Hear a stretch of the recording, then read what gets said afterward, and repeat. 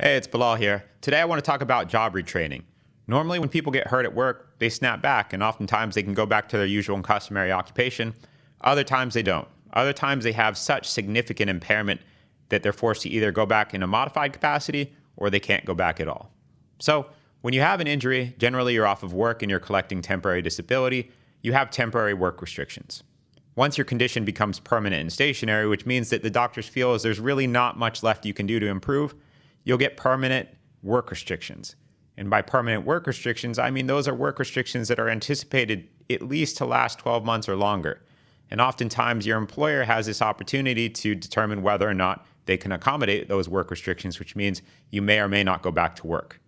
If in fact your employer has engaged in a good faith interactive process, and by good faith I mean they legitimately tried to find you meaningful work and they couldn't, they can let you go. However, when that happens, then the insurance company becomes liable to provide you with a supplemental job displacement benefit, which is a voucher good for up to $6,000 in job retraining. And it can be used in a lot of different places. I believe last time I checked, there was something like 500 eligible institutions in California. You can also use it for things like laptops and coursework and course materials or recertification programs. In addition to the voucher, you also get a benefit from the state called the Return to Work Fund, which is an additional $5,000 payment that the state gives you to help you get back up on your feet.